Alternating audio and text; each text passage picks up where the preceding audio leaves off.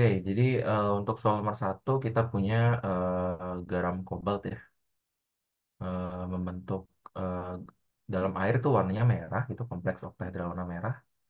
Kemudian ketika ditambahkan reaksi X itu terbentuk ion kompleks tetrahedral yang berwarna biru dan dapat digunakan sebagai pelapis silika gel. Kemudian jika ditambahkan ligan bidentat maka dia membentuk kompleks oktahedral yang diamagnetik. Sorry. Nah, jadi bagian pertama itu sebenarnya agak-agak flashback sedikit ke ujian LTKK yang pertama ya, di mana kita punya kobalt H2O6 2 plus itu memang berwarna merah, lebih ke merah muda sebenarnya ya. Merah muda begitu dan pekat warnanya, jadi intens ya. Saya akan kasih itu intens. Tapi kita punya temennya begitu ya. Kalau dari ingatan kemarin COCl4 2 minus itu warnanya biru gitu ya. Biru dan juga warnanya intens juga. Ini sebenarnya bisa dilihat di lab anorganik ya. Kalau eh, suka ngeliatin desikator, misalnya di mana-mana pun ya, desikator di lab manapun, itu akan ada semacam silika di bawahnya yang warnanya biru atau warnanya pink. Nah, itu adalah si pelapis kompleksnya sebenarnya. Nah, gitu ya. Jadi di sini X yang dimaksud berarti adalah ion Cl minus ya.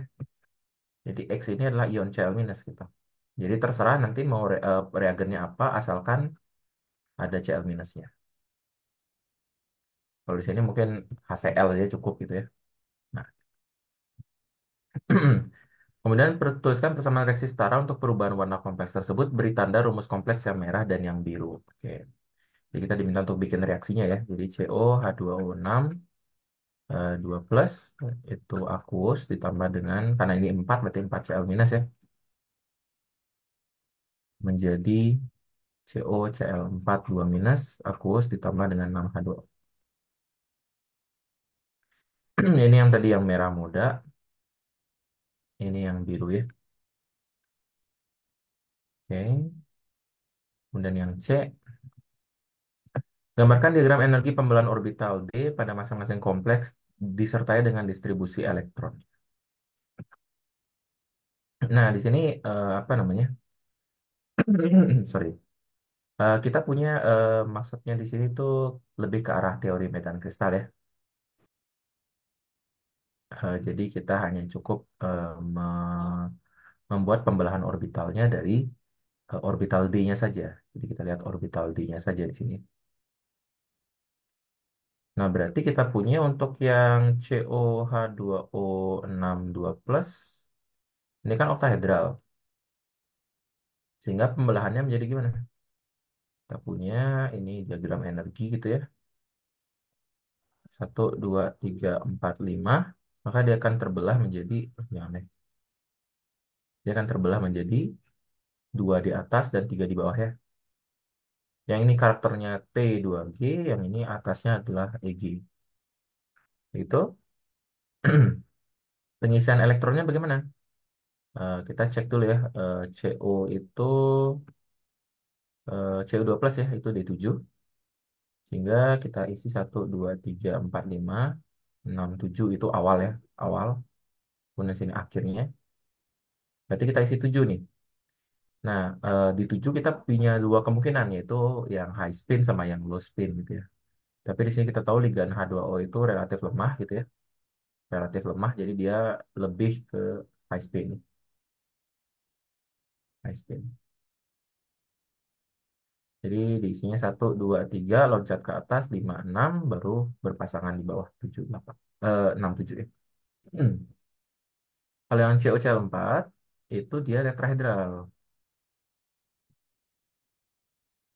ya, dia tetrahedral sehingga kita punya awalnya kita punya seperti ini, akhirnya dia kebelahnya jadi kebalik ya urutannya ya. Jadi tiga di atas, dua di bawah. Namanya pun berbeda. Yang awalnya ada G-nya sekarang hilang ya. Jadi yang dua ini adalah E, yang atasnya adalah T2. Sama pengisiannya seperti itu. Cuman sekarang untuk tetrahedral dia selalu high spin ya. Itu selalu high spin.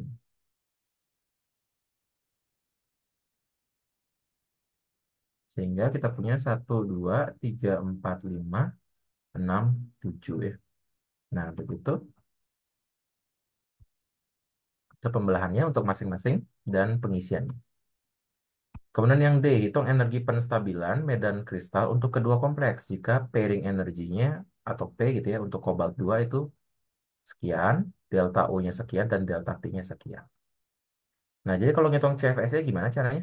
Jadi CFSE itu adalah akhir kurang awal ya. Semua energi juga dihitungnya seperti itu. Nah, cuman yang perlu diperhatikan di sini awalnya itu kita sengaja set sebagai nol. Sengaja ya, biar gampang gitu.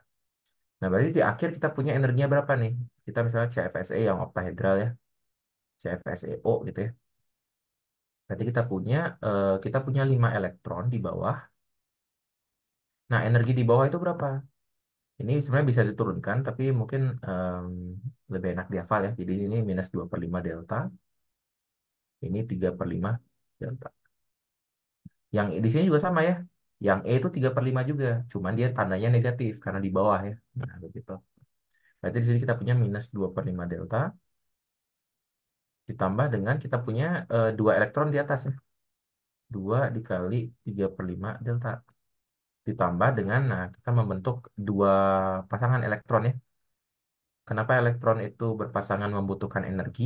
Jawabannya adalah karena spin itu saling menguatkan efeknya kalau misalnya dia selaras. Makanya kita punya material ferromagnetik ya. Kalau kita kasih medan magnet, apa yang terjadi? Eh, Spinnya itu akan searah gitu. Jadi dia lebih suka untuk searah gitu ya. Nah, berarti di sini kita punya apa namanya? Dua pairing energi.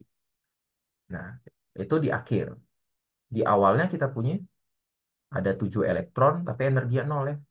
Ditambah dengan dua pairing energi juga. Karena di sini ada dua pasangan. Dua pairing energinya bisa dicoret, begitu.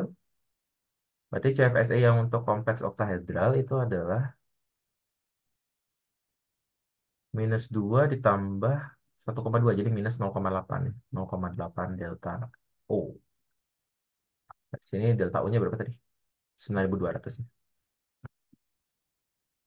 -0,8 kali 9.200.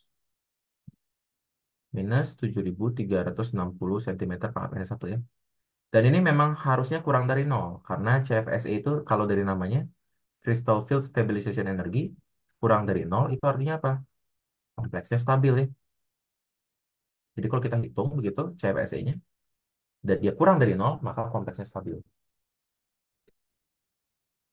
Nah, berarti di sini untuk yang CFSE yang tetrahedral itu adalah kita punya di akhir punya 4 elektron yang di bawah tapi nilainya -3/5 ya.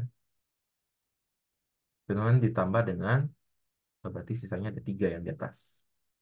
3 dikali 2/5 delta ditambah 2P ya. Dikurangi dengan 7 kali nol juga ditambah 2P. Sehingga 2P-nya lagi-lagi bisa dicoret begitu ya. Kita punya CFS-nya sama dengan -12/5 ditambah 6/5. Jadi -6/5 delta T atau -1,2 ya. 1,2 delta T. Delta T-nya itu ada berapa? 4090 ya. -1,2 kali 4090. -4908 cm pangkat 1. Lagi-lagi dia kurang dari 0 ya.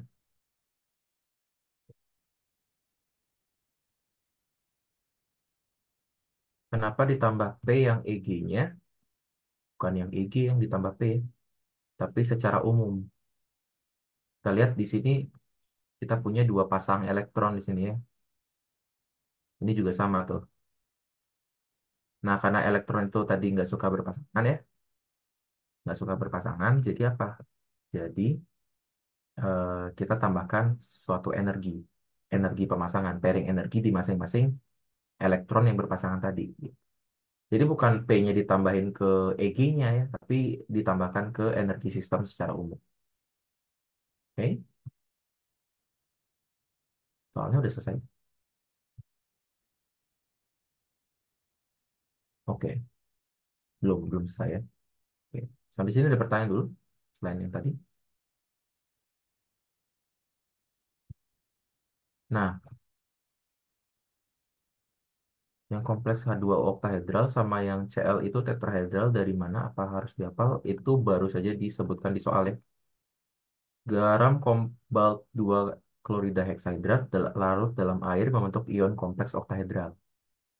Berarti ligan air itu oktahedral ya.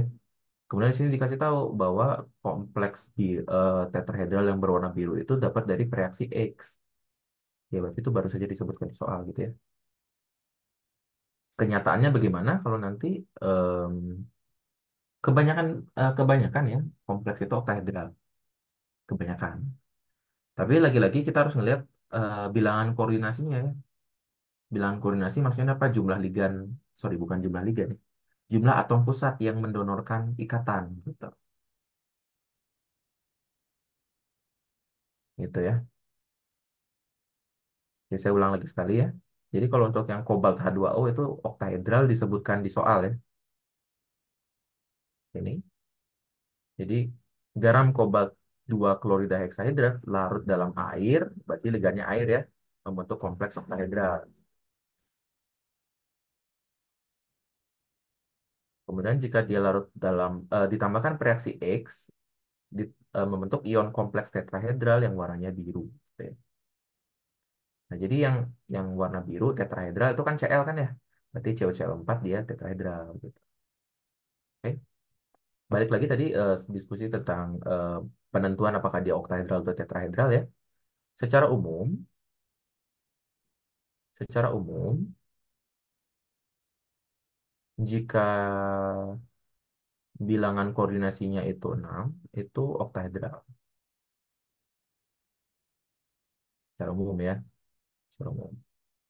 Nah, Cn sama dengan 4 yang tetrahedral itu terjadi jika kita ketemu ligan yang lemah, tanda kutip. Sebenarnya Cn sama dengan 4 itu yang segi 4 planar itu kebalikannya ya. Jika ligan kuat. Gitu ya. Ini lagi-lagi secara umum ya, secara umum. Harus ditekankan secara umum. Karena nanti misalnya kalau kita bekerja dengan ligan yang aneh ya, itu kita apa namanya, bisa saja terjadi ketidakstabilan gitu ya, ketika geometrinya tetrahedral. Misalnya contoh ya, kalau misalnya kerja dengan ini soal dari International Chemistry Olympiad ya, CU gitu ya, terus kita punya kompleks tetrahedral, satu, dua, sorry, gambarnya jelek, satu, dua gitu ya. Kemudian dia eh, mendatar gitu ya, semoga bisa dibayangkan. Nah, kompleks ini tuh dia tuh saling nyambung gitu ya, saling nyambung dan ada gugus meruah di sini. Saya kasih warna hitam gitu ya. Hitam ini gugus meruah gitu ya. Jadi awalnya dia tetrahedral ya, awalnya tetrahedral. Kemudian ada gugus meruah di sini ya, yang hitam-hitam itu. Sekarang bayangkan kalau misalnya dia ini kalau nggak salah Cu2 plus ya, Cu2 plus tetrahedral. Oke. Nah, tapi bayangkan kalau misalnya dia direduksi gitu. Jadi Cu plus ya. Cu plus tuh sorry ini Cu plus, sorry Cu plus ya. Cu plus gitu ya.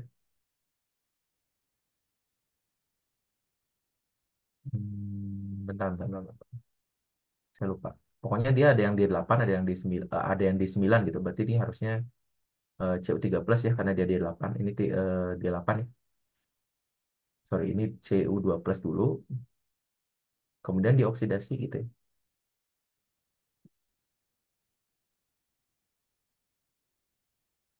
Jadi Cu3 plus. Cu3 plus itu kan segi 4 planar ya karena dia di 8. Ligan kuat kan. Tapi masalahnya Kalau dia ngambil yang planar gitu ya, ini nih sekarang kita punya eh, ligannya itu punya gugus meruah yang dekat. Ini sekarang gugus ruangnya dekat ya, ruangnya dekat. Sehingga apa?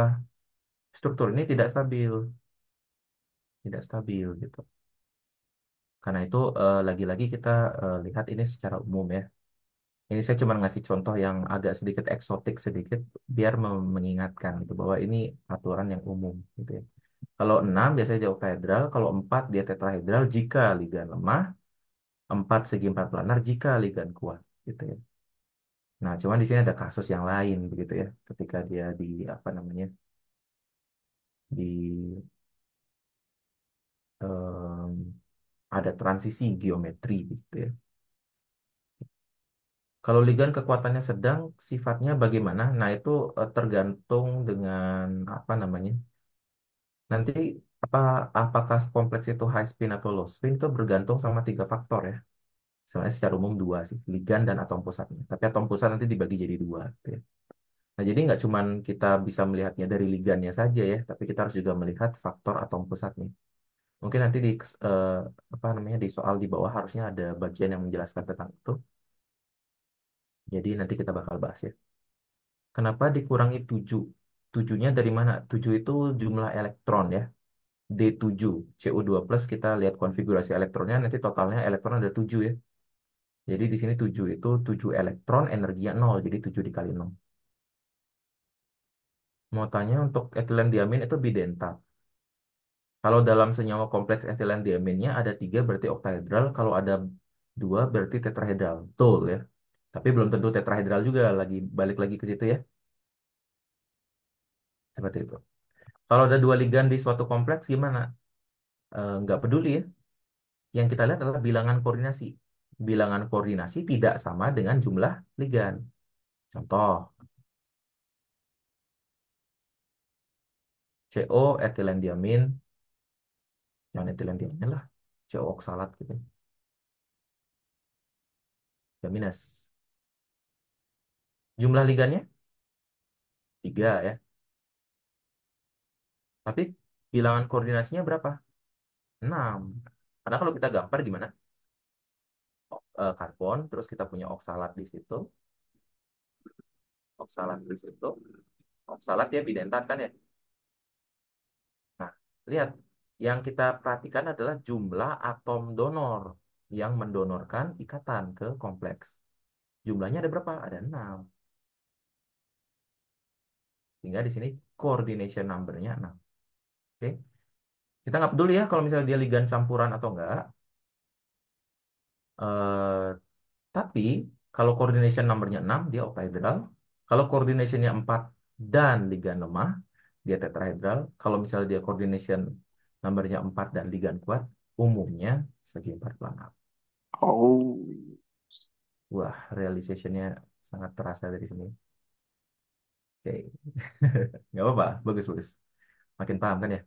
Oke, pertanyaan menarik selanjutnya. Kalau ada dua ligan campuran, ligan kuat dan lemah, pembelahan orbital D-nya low spin atau high spin, Kak?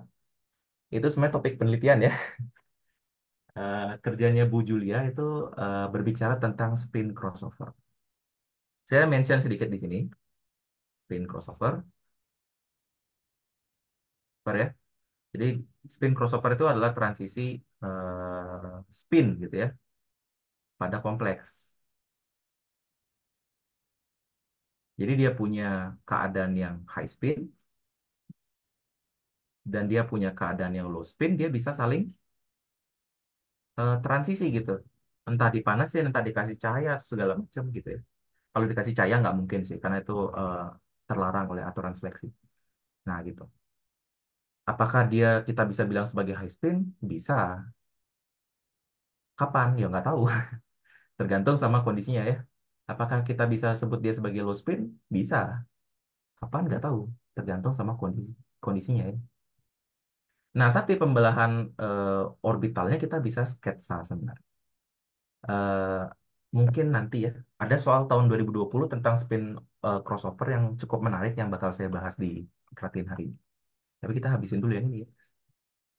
Oke, seperti itu. Nah, itu kemudian kita masuk ke soal E dulu ya. Kita punya ion kompleks Y ya, jadi ditambah dengan etilen diamin dalam atmosfer udara. Nah, ini hal yang penting nih, dalam atmosfer udara. Kalau kita udah punya atmosfer udara, berarti kita punya oksidasi ya, oksidasi. Dan kebetulan kita punya kobalt 2 plus di sini, yang biloxnya belum maksimum ya, belum maksimum di situ. Kita masih punya kobalt 3 plus. Jadi kita bisa tahu bahwa kobaltnya akan teroksidasi. Jadi reaksinya gimana? Jadi kobalt H2O6 2 plus akan teroksidasi dulu menjadi kobalt H2O3 plus. Itu oksigennya tereduksi ya, tereduksi menjadi apa? Jadi H2O ya, 2H2O. Kita jumlah dulu di sini. Ini kan baru reaksi oksidasinya doang nih ya. Yang bawah dikali 4, bawah kali 1, sorry. Ini kali 4. Biar elektronnya hilang ya. Jadi 4 COH2O6 2 plus tambah oksigen ditambah 4H plus menjadi 4 COH2O6 3 plus ditambah 2H2O. Nah, terus kobalt H2O3 plusnya kan pengen kita ganti dengan etilen diamin kan ya. Nah, etilen diamin karena bidentat berarti kita butuh 3 ligan, 6 bagi 2 ya. Berarti COEN3 3 plus ditambah dengan 6H2O. Biar sama kita kalikan 4 di bawah baru kita jumlah. Jadi kita punya 4 C 4 COH2O6 2 plus ditambah 12 etilen diamin ditambah oksigen ditambah 4H plus menjadi kita punya di sini 24 tambah 2 ya. Jadi 4 COEN3 3 plus ditambah dengan 24 tambah 2 28 H2. Itu reaksi lengkapnya. Tuliskan rumusnya. Berarti itu tadi udah ya COEN3 ya. Jadi rumusnya adalah CO etilen diamin 3 3 plus atau kalau mau full CO H2N CH2 CH2 H2N NH2 gitu ya. 3 kali 2 plus. Sorry 3 plus ya. Hafal-hafalin sedikit ya ligan ya, yang terutama yang terkenal-terkenal kayak etilen diamin gitu misalnya, piridin gitu misalnya, dan singkat-singkatannya ya, oksalat gitu ya. Oksalat terus apa lagi ya? Akrak ya.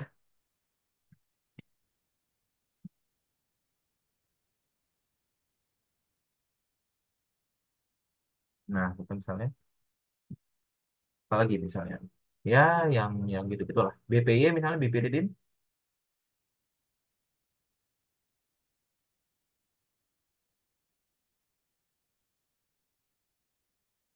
Nah, kira-kira gitu.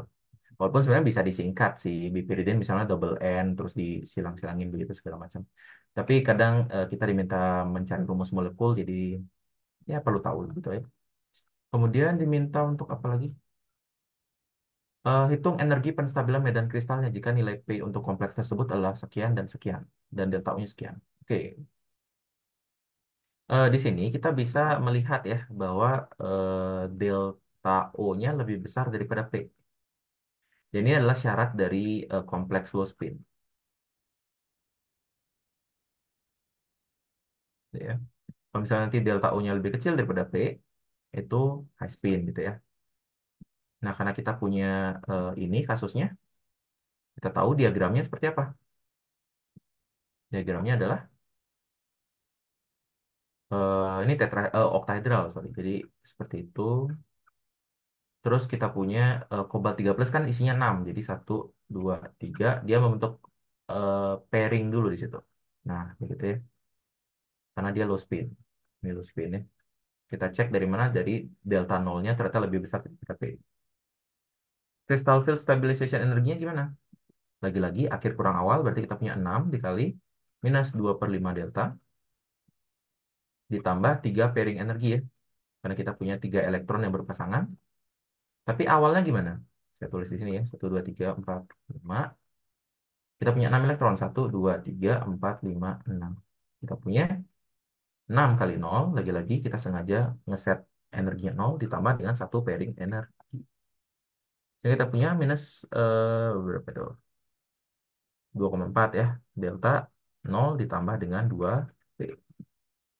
Tinggal dimasukin angkanya ya. Minus 2,4 dikali berapa itu?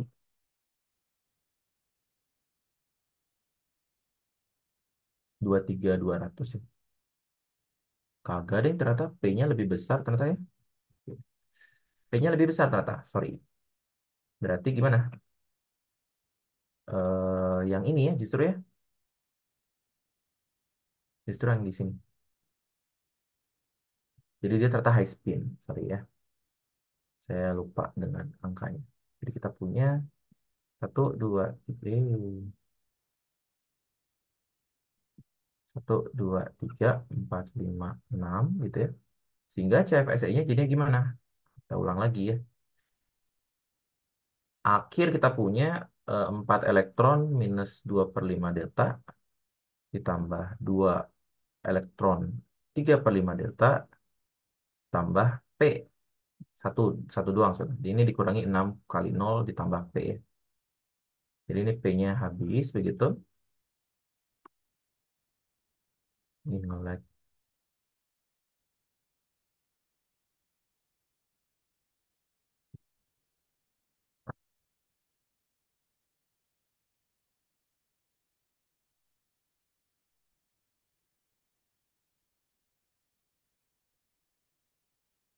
Kurangi 6 kali nol ditambah P.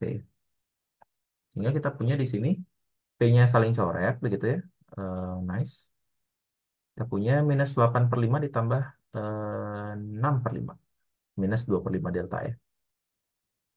Itu sama dengan minus 0,4 kali kali berapa? Kali 23.200 ya. Minus 9280.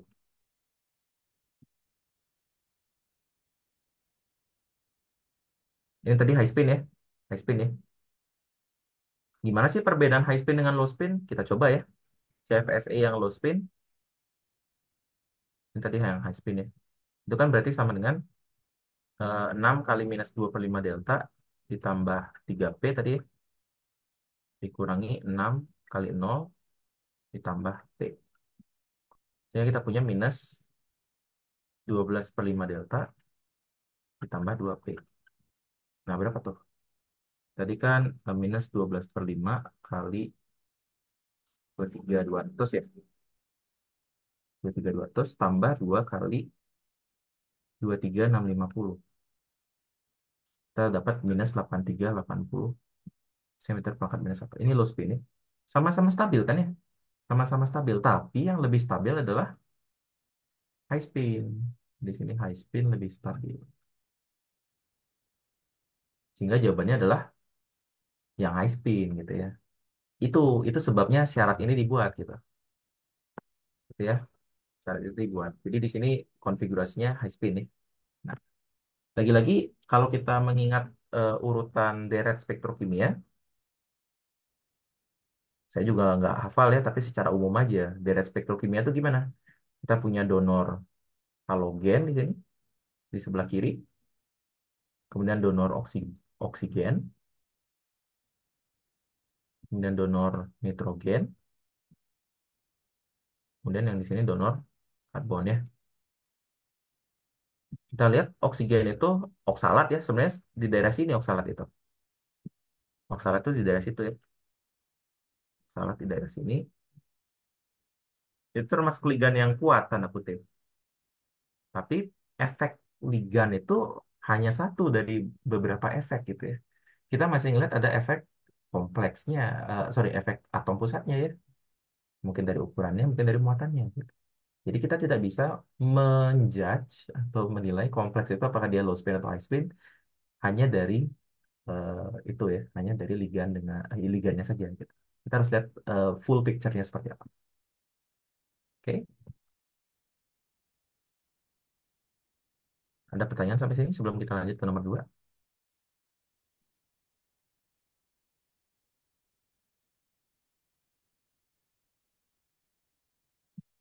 Oke, harusnya belum ada ya karena sama ya. Oke, soal nomor 2. Cisplatin dibuat dari reduksi kalium heksakloroplatinat 4 jadi heksatetrakloroplatinat dengan hidrazin. Substitusi dua ionnya dengan amonia menghasilkan cisplatin. Terus kan konfigurasi elektron ion platina pada kompleks cisplatin. Nah, di sini kan awalnya PT Cl6 gitu ya. Karena dia 4 plus jadi 2 minus ya. Kemudian berubah menjadi PT.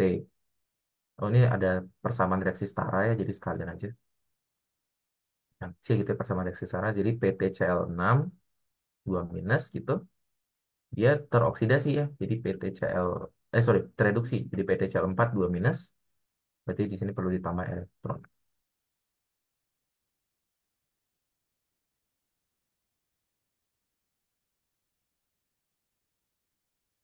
Ditambah di sini ada 2 Cl minus gitu ya. Ini lagi ada kuus di sini. Kemudian PdCl4-nya itu diganti ligannya dengan amonia. Boleh substitusi dua ion klorida menjadi PT NH32 Cl2. Ini solid harusnya ya. Mengendap nih. Terus kan konfigurasi elektron. Nah, berarti di sini kan dia karena dia habis direduksi berarti ini PT2 ya. Jadi kita tulis dulu konfigurasi elektron PT secara umum itu adalah kripton ya, kita pakai yang disingkat aja. Bukan kripton ya. Xenon ya. 6s2 4f14 5d 8 10 24 Xenon 5478. Ini iya benar 78 ya. Xenon 54 Platinum 78. Oke. Nah, begitu itu PT. Kemudian ketika kita PT2 plus berarti jadinya kita ambil yang paling luar ya. 5D8 sorry 4F14 5D. Itu konfigurasi elektronnya. Terus gambarkan struktur cisplatin. Kemudian dari namanya aja ada cisplatin udah dikasih tahu ya. Berarti itu dia konfigurasinya cis ya. Kadang ilmuwan itu bagus kok kasih nama. Jadi kita punya PT NH3 gitu ya. Di sini karena dia D8 kemungkinan besar dia ngebentuk. Nah, ini ada trivia yang menarik. Jadi senyawa kompleks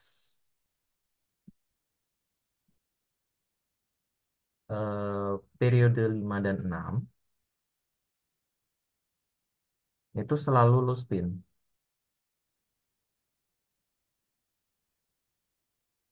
Ini fakta ya. Kenapa? Karena di sini kita punya ukuran logam periode 5 gitu ya. Periode 5 dan 6 itu kecil gitu ya.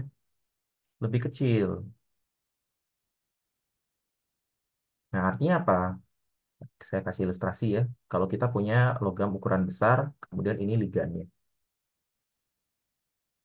Ligannya ya. Ligan, ligan, ligan, ligan. Oke. Nah, di sini kita punya titik pusat muatan kan ya.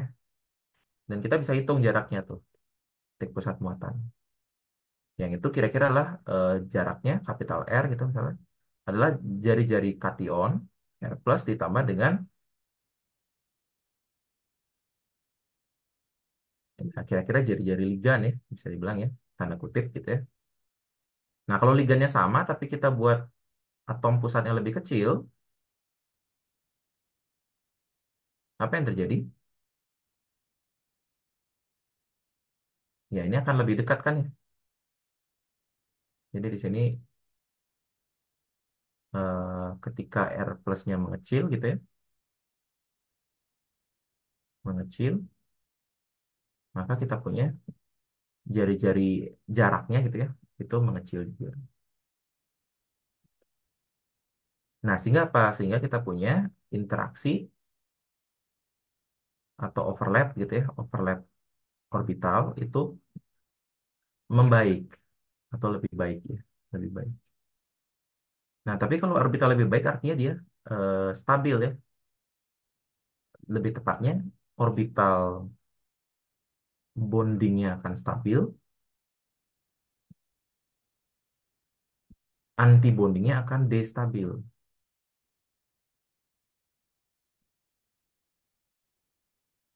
Nah, sehingga delta itu kan sebenarnya jarak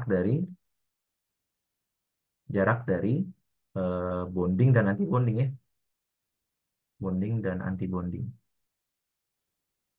Itu berarti akan melebar ya atau membesar. Itu kira-kira logikanya. Nah, sehingga apa? Sehingga kompleks periode 5 dan 6 itu membosankan. Selalu low spin soalnya. Contohnya di sana adalah platinum ya. Sehingga geometrinya apa? Geometrinya adalah segi empat planar. Karena kan koordinasinya 4 plus low spin. Jadi kita punya NH3, Cl. Ini cisplatin ya. Oke. Hitung massa cisplatin teoritis. Itu nggak usah dibahas lah ya. Itu eh, stoikiometri biasa aja. Yang E, gambarkan diagram energi pembelahan orbital D untuk kompleks tetrakloroplatinat 2 dan heksakloroplatinat 4 beserta distribusi elektron. Oke, PT Cl4 dulu, 2 minus. Dia kan segi 4 planar ya. Segi 4 planar itu sebenarnya bisa diturunkan dari oktahedral. Caranya gimana? Jadi kita punya ini oktahedral gitu ya. Oke. Ingat kalau misalnya di sini tuh ada dx kuadrat minus y kuadrat dan dz kuadrat untuk yang bagian atas. Yang bagian bawah kita punya dxy, dxz, dan dz. Nah, segi empat planar itu sebenarnya adalah ligan eh, oktahedral, tapi ligan arah sumbu z-nya, ligan sumbu z-nya dihapus, dibuang begitu ya. Dibuang itu caranya gimana? Kita anggap aja kita tarik ligannya dari sumbu z gitu ya. Nah, tapi kalau kita tarik ligannya, yang terjadi adalah apa kira-kira? Tolakan elektron dengan ligan itu akan berkurang di arah sumbu Z. Kalau kurang berarti energinya akan turun kan ya. Tolakan orbital itu menghasilkan energi yang lebih tinggi soalnya. Sehingga ketika tolakannya hilang maka orbital Z itu pada turun semua berjamaah gitu ya. Jadi yang XZ sama YZ di bawah gitu ya. Yang XY karena konservasi energi harus naik dong. Kalau ada yang turun harus ada yang naik. Yang DZ kuadrat dia bakal turun. Yang DX kuadrat minus Y kuadrat bakal naik. Nah ini tadi oktahedral ya. Ke segi empat planar. Oke. Nah, berarti di sini kalau untuk yang PDCL4 kan dari segi empat planar dan ini low spin berarti dia seperti apa? Satu, 2, 3, 4, 5, 6, 7, 8. Dia berpasangan dulu baru ke atas ya. Kalau yang PT CL6 2 minus, ini kan oktahedral ya. Oktahedral kan. Ya, ini mah ya udah gitu. Kalau ini jadi 1, 2, 3, 4, 5. Tadi D8, 1, 2, 3, 4, 5, 6, sorry, pengisiannya salah, jadi nyontohnya salah. Jadi di bawah dulu semua berpasangan, karena dia low spin nih, kemudian ke atas. Nah, cuman untuk D8 itu tidak ada high spin low spin ya. Tidak ada high spin low spin. Itu low spin. Kenapa? Karena ya coba aja. Hasilnya kan sama gitu ya. Mau kita high spin atau mau low spin itu hasilnya sama. Jadi kita anggap tidak ada gitu. Karena mereka itu hal-hal yang sama. Nah, jadi begitu diagram pembelahan orbital D-nya dan juga pengisian. Yang F, tetrakloroplatinat 2 warnanya merah. Tapi kalau tetraamin platina 2 klorida, hidrat tidak berwarna. Jelaskan kenapa. Yang F ya, jadi tetrakloroplatinat warnanya merah. Tapi kalau misalnya PT NH32 4 kali 2 plus warnanya katanya tadi apa? Hijau ya?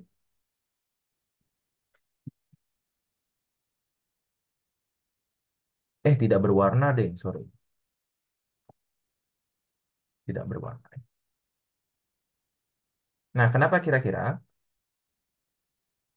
Nah, ini kan kebetulan logamnya sama ya, PT2 plus juga. Berarti sekarang ini efek ligan full. Ini full efek ligan ya. Dan kita tahu tadi bahwa ligan halida itu cenderung lemah. Punya efek lemah ya. Punya efek yang lemah. Lemah terhadap delta O gitu ya. Sementara kalau ligan nitrogen itu lebih kuat ya. Lebih kuat. Jadi kita punya splitting dari amonia itu pasti akan lebih besar ya daripada splitting dari Cl. Itu maksudnya, gitu ya.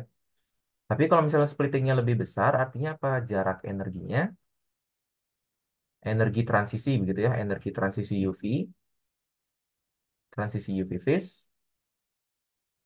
membesar juga, membesar di amonia gitu. Nah, pertanyaannya kalau dia membesar, bukannya harusnya dia bergeser? Kalau membesar, kalau E-nya membesar, berarti kan lambdanya mengecil kan ya, Hc per lambda. Berarti kan harusnya geser ke biru kan, geser ke biru, biru ungu ya, betul? Kenapa malah tidak berwarna? Karena yang kita lihat bukan energi transisi, tapi adalah komplemennya ya, komplemennya dari warna itu, warna absorpsi ya. Kalau kita punya color wheel di sini misalnya,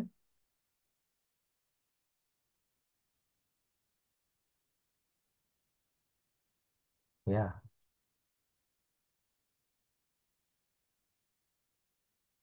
nah itu misalnya kita punya di sini merah, hingga gitu ya, kuning, hijau, biru, ungu. Berarti yang awalnya tadi itu warnanya merah, berarti kan serapannya di sini kan ya, ini awal gitu ya. Dia harusnya geser ke arah biru. Berarti kan makin jingga kan ya. Terus dia makin kuning, ya gitu, sampai ke ungu, sampai ke kuning ya. Kalau misalnya dia lanjut lagi, apakah dia berubah jadi merah? Enggak ya.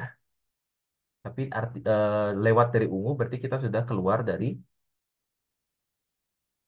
spektrum visible. Kalau keluar dari spektrum visible gimana? Ya nggak bisa dilihat berarti ya warnanya. Ya itu tidak berwarna. Berarti amonia itu menggeser deltanya cukup besar sampai yang awalnya dia serapannya di lambda yang hijau begitu, yang warnanya hijau yang diserap sampai keluar dari daerah visible gitu ya ke daerah ultraviolet. Makanya hasilnya jadi tidak berwarna. Itu satu-satu logical explanation ya. Oke, sampai sini ada yang mau ditanya dulu, kecuali yang stoichiometry ya. Jadi silakan dicoba itu, cuman ngitung-ngitung sedikit doang.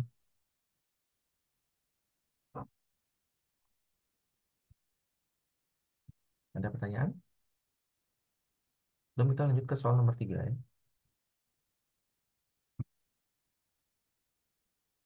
Oke, sebenarnya belum ada ya. Oke, kita punya soal nomor 3. Kompleks oktahedral vanadium berikut. Jadi kita punya vanadium fenantrolin 3, itu fenantrolin ya. ClX dan KyVF6 bersifat paramagnetik kedua-duanya dengan nilai mu efektif sekian dan sekian. Berdasarkan nilai momen magnet tersebut, tentukan bilangan oksidasi vanadium masing-masing, gitu ya. Nah, mu efektif itu punya persamaan gitu ya dengan jumlah elektron tak berpasangan. N dikali N plus 2. Dengan N itu adalah elektron yang jomblo gitu ya, tidak berpasangan.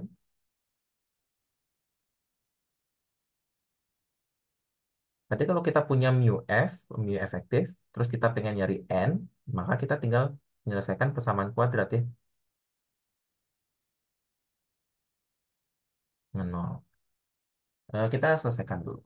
Kalau kalkulatornya agak mahal sedikit, bisa diselesaikan dengan equation ya, polinomial yang derajat 2. Kalau enggak, ya pakai rumus ABC lah ya. Itu, satu, dua. Kalau yang pakai persamaan itu tinggal masuk-masukin koefisien doang, jadi enak ya. Jadi untuk yang penantrolin kita coba dulu. Hasilnya adalah, ini untuk yang V penantrolin, 3.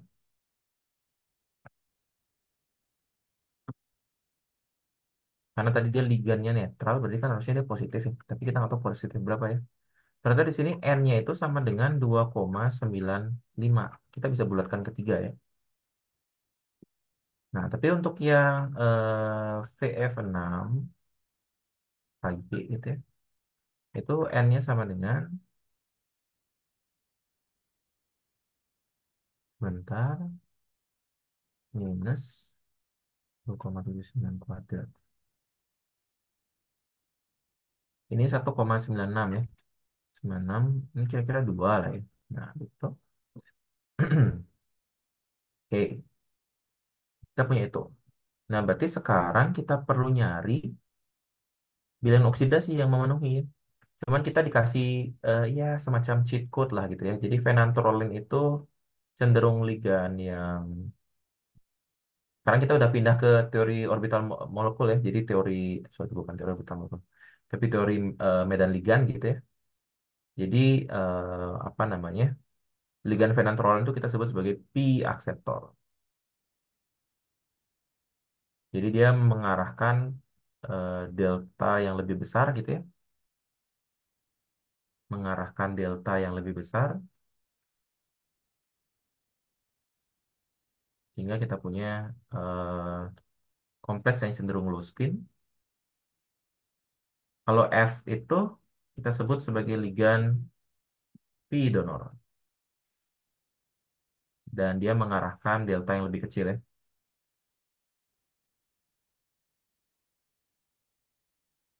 hingga dia mengarahkan ke high spin. Nah, berbekal itu mari kita lihat ya vanadium mana yang kita bicarakan. Kita coba vanadium satu. Vanadium itu kan 4s2 3d3 ya. Jadi kalau vanadium satu dia sebenarnya D4. Sehingga kalau kita punya yang low spin tuh 2 3 4 itu yang low spin ya. Kita punya yang high spin tuh 2 3 4. Jadi di sini N-nya 2, di sini N-nya 4. Oke, enggak ternyata ya. Kita punya pasangannya 3 sama 2 dan duanya high spin. Jadi di sini enggak gitu ya. Kita tolak V2, D3 di sini ya. Yang low spin 1 2 3. Di sini nggak ada low spin high spin ya. Jadi bodo amat gitu. Silakan dicoba sendiri, itu nggak ada high spin low spin. V2 juga sama, nggak ada high spin low spin ya. V2, V3 sorry. Sama ya, nggak ada high spin low spin. Karena dia di 2 maka kita punya tuh, 2. Ini N-nya 3, ini N-nya 2. Oke, kemudian vanadium 4 itu D1 berarti jelas ya, N-nya 1. Nah, berarti yang kita butuhkan di sini adalah low spin 3, high spin 2. Low spin 3 ini ya, ini low spin. Sebenarnya nggak ada low spin sih. Low spin sama high spinnya kan sama kan. High spin 2. Di sini di sini low spin 2, di sini high spin 2, maka ini ya, high spin 2. Berarti yang phenanthroline itu 2 plus sebenarnya. Sementara yang CL, kok CL? F itu adalah 3 plus, berarti di sini 3 minus. Sehingga kita dapat nilai X dan Y ya. X-nya berarti sama dengan 2, di sini Y-nya berarti sama dengan 3. Kita sudah mendapatkan bilangan oksidasi, kemudian kita menentukan X dan Y di situ. Oke, sudah. Ya, ada pertanyaan di sini. V1 tuh D4, bukan D2. Kenapa bisa D2? V0 itu kan vanadium 5 kan, vanadium 5. Vanadium itu kan 4s2 3d3 kan. Kalau vanadium 1 berapa? Berarti D4 kan ya? Atau saya yang salah? Bentar. Periode table dulu ya.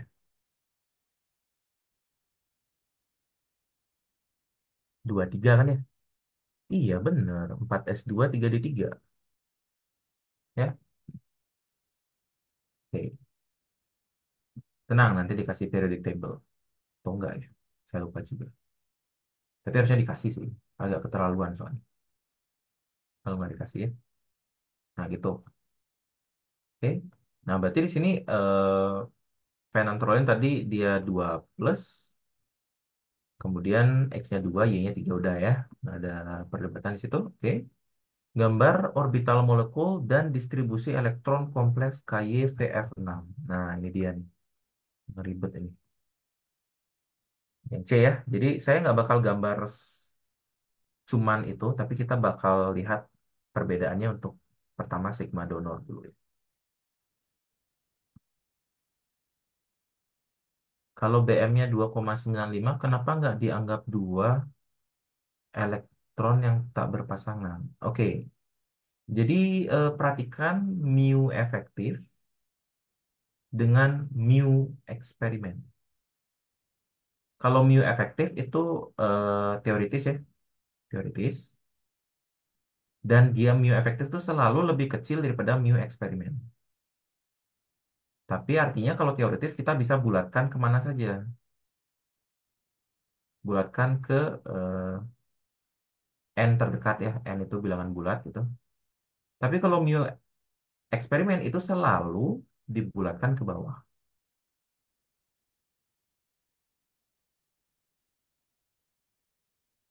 Pertanyaannya di sini kan bukan mu eksperimen kan ya, dibilangnya mu efektif. Jadi jangan dibulatkan. Oke. Kalau mu efektif jangan dibulatkan. Kalau mu eksperimen dibulatkan ya. Dibulatkan ke bawah, jangan dibulatkan ke atas.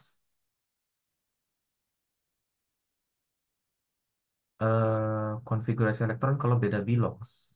Eh, kita mulai dari konfigurasi elektron dasar dulu ya. Vanadium 0. Ini biloxnya nggak ada. Itu kan vanadium itu 23 ya. Jadi kita ambil yang konfigurasi gas mulia 18, berarti sisa 5 kan ya. Kalau kita mulai dari konfigurasi gas mulia, kita selalu mulai dari eh, S gitu ya. Jadi kita punya S, tapi di sini S-nya adalah kita karena di periode 4 berarti 4S. 4S kapasitasnya 2, 3D, 3. 15 kan ya? Kok 15? 23 kan ya? Sekarang kalau vanadium 1, yang diambil apa? Yang diambil elektron terluar. 4S1, 3D3. Karena kenapa? Karena kulit keempat itu kan lebih luar ya. Kemudian kalau vanadium 2, nah by the way ini ya, ini ngeselinnya nih, ngeselinnya. Ini kan konfigurasi elektron. Ketika di kompleks kita bilangnya D5. Oke. Ketika di kompleks ini jadinya D4. Jadi hati-hati ya. Ketika saya bilang atau Bu Irma atau Bu Julia bilang D3, itu ketika dia sudah jadi kompleks. Jadi elektron S-nya itu masuk ke sini. Tuh ya. Oke. Sebenarnya bukan masuk ke situ sih. Karena kita kan makanya orbital ligan ya. Orbital ligan, sorry, teori medan ligan. Ketika MO-nya terbentuk, kita bodo amat ya elektron datang dari mana. Yang penting dia mengisi. Jadi yang elektron dari 4S itu ya bodo amat. Dia identitas lamanya dari orbital S, sekarang udah melebur jadi satu gitu ya di dalam orbital M. Itu mungkin yang kalian suka nggak paham ya. Ini adalah konfigurasi elektron, gitu ya. Ini konfigurasi elektron. Ini itu adalah eh, kelompok kelompok atom pusat bahasanya ya. Kelompok atom pusat dihitung dari jumlah elektron total yang dimiliki atom pusat. Jadi kompleks D itu ya nggak cuma dari D0 sampai D10 sebenarnya. Bisa aja D12 sebenarnya. Cuman di sini kita kalau D12 kan berarti sudah mengisi orbital anti bonding yang di atas ya. Jadi kita jarang melihat itu sebenarnya. Oke, perlu dilanjutkan nih harusnya enggak ya. Jadi AR 4S-nya habis, sisa 3D3. Nah, di sini baru matching ya. Ini disebutnya D3 dan seterusnya. Oke, jadi yang kita pakai buat isi orbital kompleks itu pakai yang kulit D kelompok atom pusat. Enggak, bukan cuman kulit D. Kalau ada kulit S-nya yang sisa, itu diikutin juga, jangan ditinggal. Oke, jangan ditinggal. Kalau masih ada sisa orbital S begitu ya, dua di sini, jangan ditinggal dua elektron itu. Kita, iya, kita mengisi orbital kompleks dengan semua elektron, gitu ya, dengan semua elektron. Jangan sampai ada yang hilang, gitu ya. Jangan korupsi elektron lah. Korupsi itu ya 271 triliun misal. Jangan korupsi elektron, gitu ya. Oke, kalau orbital P nggak ngaruh ya Kak. Iya, nggak ngaruh sih. Karena kan orbital P-nya memang kosong ya untuk logam transisi ya. Kalau nanti ngomonginnya kompleks yang ada di kubu misalnya, contoh SN, SN, ya SN4 lah gitu ya. SN4 berapa ini? 4 minus. Ini kan kompleks di kubu kan ya? Kompleks di kubu. Atau SN OH6 2 minus. Nah, itu baru orbital P-nya relevan ya. Tapi kan kita udah itu udah selesai kubu ya, udah TKK gitu. Jadi yang dilihat adalah orbital D-nya. Oke, lanjut. Gambar distribusi molekul.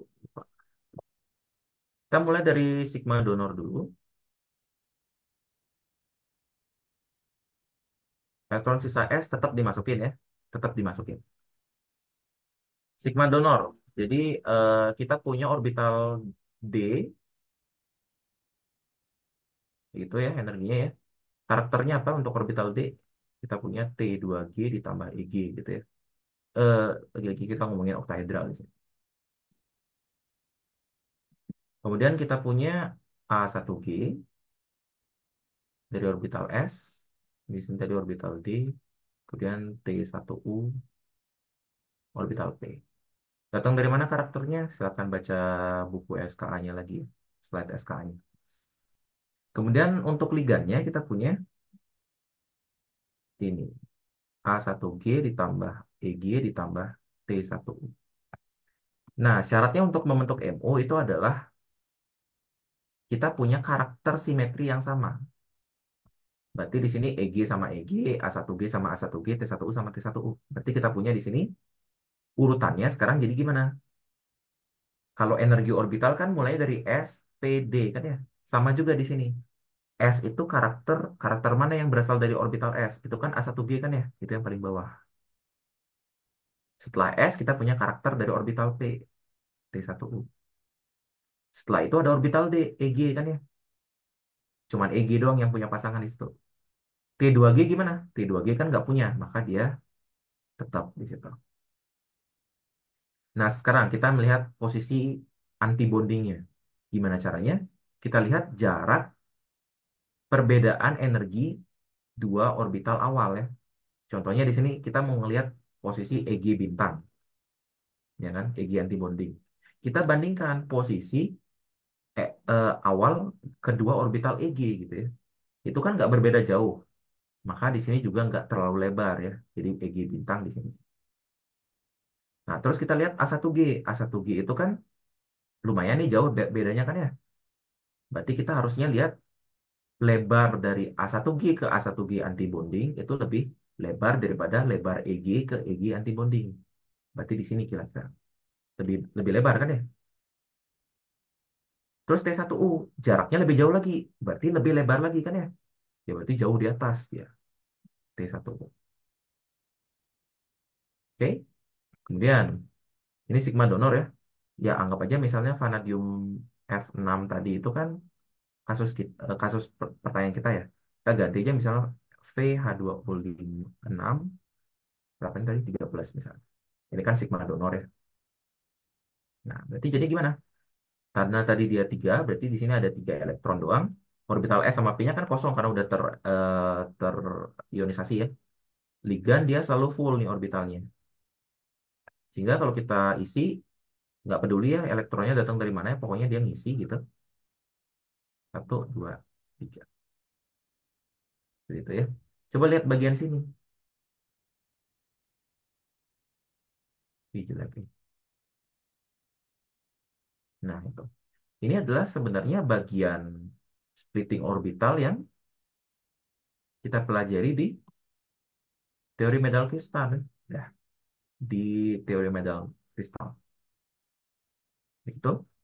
Dan ini adalah delta O-nya. Itu kalau sigma donor. Gimana dengan target kita, pi donor? Lagi-lagi kita bikin dulu energi orbitalnya. T2G ditambah EG dari orbital D ya. A1G dari orbital A, orbital A lagi. Orbital S, T1U dari orbital P. Nah, sekarang kalau pi donor, kita punya orbital pi dari ligan. A1G ditambah EG ditambah T1U. Nah, tapi catch-nya di sini pi donor itu punya orbital P, sorry, yang terisi. Sehingga kalau dia terisi, energinya itu rendah, gitu ya. Jadi bayangin aja kita punya orbital P di situ, terisi itu. Nah, tadi kan ligan juga terisi kan ya. Nah, menariknya di sini, kita punya karakter T2G untuk orbital P-nya. Yang sebelumnya di sigma donor itu dia nggak berpasangan, dia nggak punya teman gitu ya di bagian ligan. Sekarang dia punya. Sehingga pengisiannya gimana? Ya mirip kayak tadi ya. A1G, T1U, EG. Nah, cuman sekarang T2G kan berinteraksi. Balik lagi kita ngikutin prinsip sebelumnya. Kita lihat perbedaan energinya antara kedua orbital T2G. Kecil kan ya? Berarti splitting T2G-nya nggak sebesar yang kita expect. Kemudian lanjut EG bintang gitu ya. Kemudian A1G, kemudian T1. Sehingga kalau diisi gimana? 1, 2, 3, 4, 5, 6, 7, 8, 9, 10, 11, 12, 13, 14, 15, 16, 17, 18, 18, 19, 20, 21. Nah, ini menjadi delta, ini T2G antibonding ya. Ini delta O kita baru. Kalau nanti dibandingkan side by side, nanti delta O dari P donor itu lebih kecil daripada delta O dari sigma donor. Kalau dibandingkan side by side ya. Sehingga kita punya P donor itu cenderung high spin. Nah, ini kan P donor nih, berarti di sini adalah ini sebenarnya jawaban kita ya. K sorry, VF 6 3 minus tadi. S dan P nggak diisi, ya kosong, udah terionisasi ya. Orbital P juga memang dari awalnya kosong. P itu anti bonding yang di ligan. Nah, kalau yang P donor, P ini sebenarnya P bondingnya ligan ya. P bondingnya ligan. Kalau di P donor ya, kalau di P akseptor, dia P anti bondingnya ligan. Ini bakal saya gambar lagi sedikit. P akseptor ya. P akseptor kita punya orbital P ligan tapi kosong, yang kosong. Jadi kalau kita bikin diagramnya lagi ulang begitu ya. T2G ditambah EG lagi-lagi dari orbital D. A1G dari orbital S, T1U dari orbital P, orbital ligandnya gimana? A1G ditambah EG ditambah T1U. Kita punya di sini yang cukup tinggi nih, T2G dan kosong. Itu yang paling penting ya. 1, 2, 3. Sehingga apa? Sehingga urutannya jadi kayak gini. A1G sama, T1U sama, EG sama. Sekarang T2G kan berinteraksi kan? Pasti turun. T2G. Cuman karena selisih energinya besar, jarak dari T2G ke antibondingnya akan lebar. Gitu ya. Lebarnya gimana? Lebarnya melebihi EG bintang. Gitu ya. Jadi di sini mungkin A1G gitu ya. Kemudian di sini ada T2G di situ. Tiba-tiba nongol gitu ya di atas ya. Nah, sehingga nanti yang menjadi delta di sini ya. Kalau kita isi jadinya 1, 2, 3, 4, 5, 6, 7, 8, 9, 10, 11, 12, 13, 14, 15. Kalau dibandingin side by side, kira-kira seperti ini. Side by side ya, biar kelihatan efeknya. Ini adalah EG-nya tetap gitu ya di sini ya. Ini sigma donor. Di sini T2G gitu ya. T2G, EG gitu ya. Ini pi donor di sini. Maka T2G-nya kan akan splitting jadi dua ya. Nah, gitu. EG-nya di sini. Ini T2G, T2G antibonding. Kemudian kalau yang ini gimana? Di sini EG gitu ya. Dia turun splitting T2G, tapi yang di sini jauh gitu di atasnya. T2G antibonding. Sekarang lihat efeknya ke delta O. Ini delta O awal, ini delta O di akseptor, ini delta O di donor. Bisa diurutkan kira-kira urutannya gimana? Urutan delta O ada ligan gitu ya. Yang paling kecil yang mana? Di donor ya. Karena T2G-nya tuh naik tuh. Sehingga mengecilkan delta. Jadi di donor yang paling kecil. Kemudian sigma donor di tengah-tengah ya. Mediocre. Yang terakhir adalah di akseptor. Gitu ya tentang ligan ya. Kalau di MO, S dan P-nya nggak digambar boleh. Ya nggak boleh ya. Karena dia punya karakter yang bisa berinteraksi di situ. Ya kalau kalau boleh jujur juga kalau energi-energi yang di bawah ya. Itu kan masih ada orbital 3s 3p. Itu harus digambar sebenarnya. Cuman kenapa kita nggak gambar di sini? Karena energinya kejauhan. Gitu ya. Kalau di sini energinya masih dekat. Sehingga masih bisa terjadi interaksi atau pembentukan overlap orbital. Gitu ya. Jadi nggak bisa di skip nih S dan P-nya. Itu kalau orbital ligan. Sorry, teori medan ligan. Kalau teori medan kristal masih silakan ya. Boleh di skip. Karena memang bukan itu isi teorinya. Gitu ya. Oke. Yang P akseptor di atas EG bintang harusnya T2G. Nggak selalu ya. Nggak selalu. Saya bikin diagram MO ini dengan aturan yang relatif sederhana. Apakah nanti A1G-nya di atas atau T2G-nya di atas? Itu tergantung ya. Tergantung. Tergantung apa? Karena kita nggak punya energi yang jelas. Gitu. Yang pasti adalah T2G bintangnya harus melebihi EG bintang. Gitu ya. T2G-nya harus melebihi EG bintang. Oke. Jadi kalau misalnya dia ketukar sedikit di atas itu nggak masalah ya. Nggak masalah. Karena kita sendiri pun nggak tahu energinya berapa. Ini kan skematik. Yang kita perhatikan yang mana? Yang kita perhatikan kan yang bagian sini yang jelas. Betul nggak? Bagian sini ya yang jelas ya. Jadi itu adalah analisis, kalau orang-orang organik bilangnya FMO.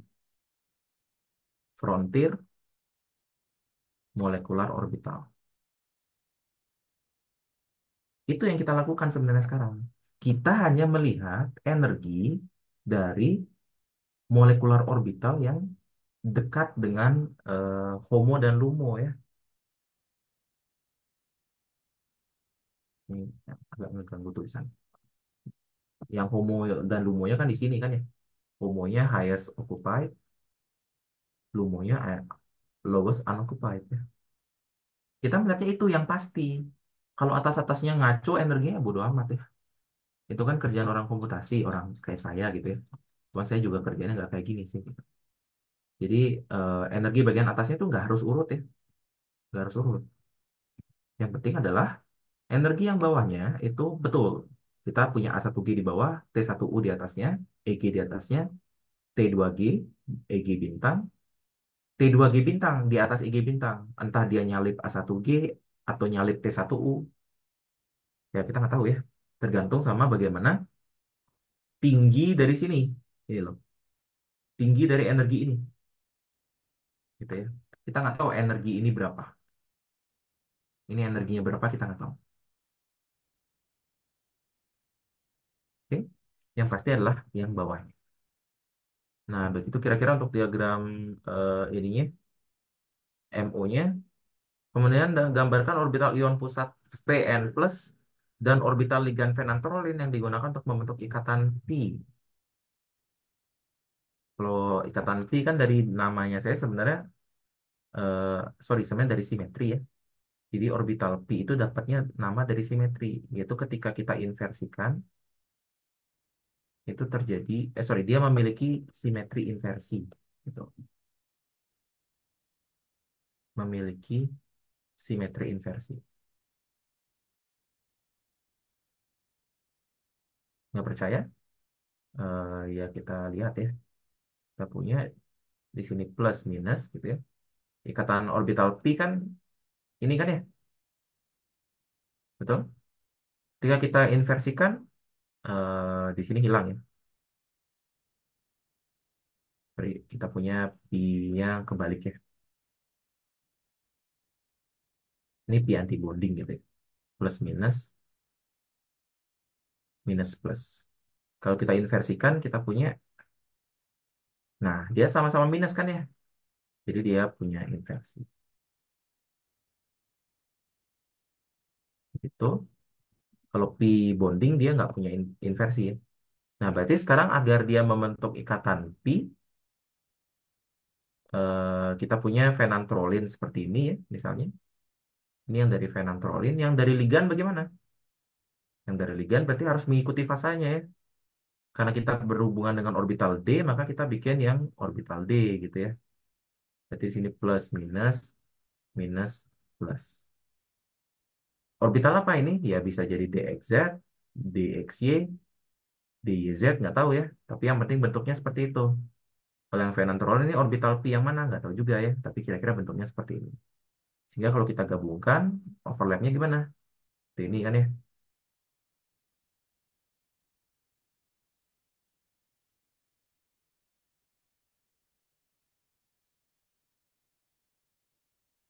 Nah, lihat mana gambarnya.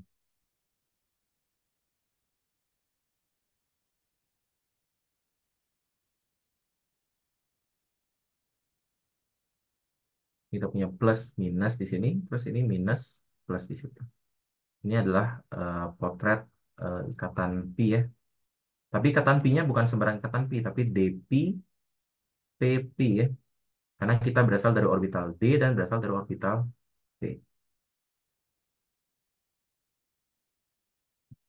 Oke. Kenapa pada pi donor ada pi bonding yang berisi elektron di ligannya? Dari namanya, pi donor, berarti dia mendonorkan orbital pi. Kalau mendonorkan kan berarti otomatis orbital pi-nya keisi dong. Ya makanya di sini keisi ya. Kalau pi akseptor berarti dia kosong karena dia menerima elektron bahasanya. Kayak gitu. Oke, itu hanya masalah nama saja ya. Dan menurut saya itu namanya cukup intuitif kok. Pi donor berarti dia mendonorkan ke atom pusat gitu ya. Pi akseptor berarti dia menerima dari atom pusat. Oke. Itu tadi gambarkan orbital ionnya udah bentuknya seperti itu. Yang E, tentukan kompleks yang memiliki nilai delta yang lebih kecil. Berarti sekarang kita punya eh, apa namanya? Infoligan ya. Infoligan. Jadi fenantrolen itu akan menghasilkan fenantrolin. Fenantrolin itu akan menghasilkan delta yang lebih besar daripada F ya.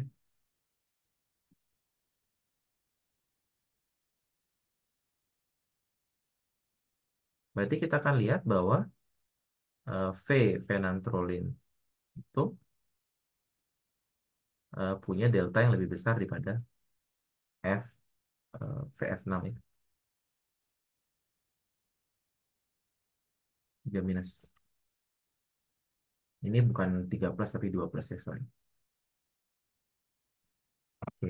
Phenanthralin itu memberikan efek ligan yang lebih kuat. Oke. Berikan penjelasannya tadi udah ya, karena berhubungan tadi sekalian kita menjelaskannya. Oke, pada spektrum UV phase, kompleks VCl4 bipintin ada efek Jahn-Teller. Puncak serapan maksimumnya 21.300, puncak bahunya 17.400. Beri penjelasan pengamatan tersebut. Oke, kita lihat. Ini sambil menjawab yang tadi ya. Gimana kalau misalnya ligan lemah dicampur sama ligan kuat? Ya contohnya misalnya di sini adalah phenantrolin, bipiridin, Cl4. Cl4 ini apa sih? Dan Cl4 ini apa sih? Oh, netral ya. Oke. Berarti di sini vanadium 4 ya. Ini vanadium 4. Oke. Apa yang terjadi dengan kalau misalnya kita punya ligan lemah dan ligan kuat? Kalau secara teori medan ligan ya, jika dijawab dengan teori medan ligan,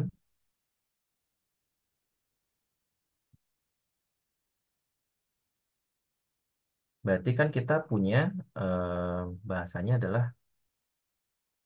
tambahan orbital pi ya, orbital pi di situ. Jadi kita punya beberapa orbital pi bisa dibilang.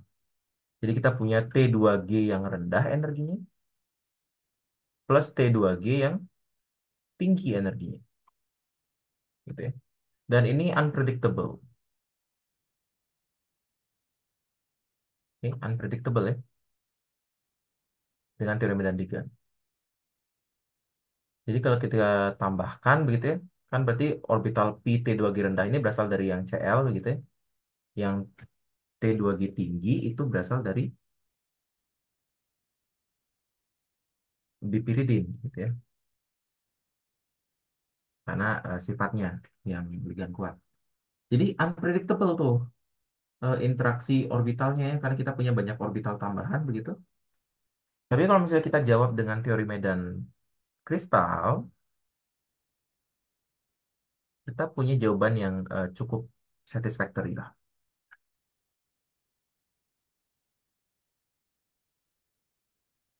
Nah, ingat lagi bahwa teori medan kristal itu melihatnya bahwa ligan kuat memiliki medan yang lebih kuat juga ya bahasanya ya.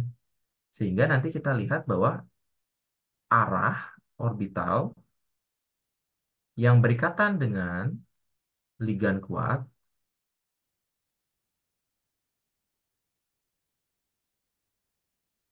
itu akan mengalami penurunan, mengalami kenaikan energi lebih besar ya. Oke.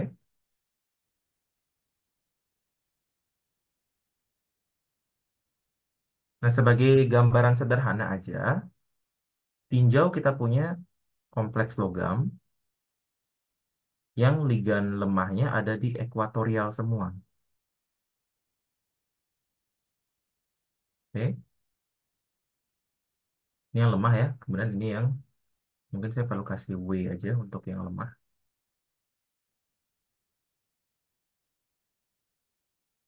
Kemudian kita punya yang kuat gitu ya. Ini sebagai contoh.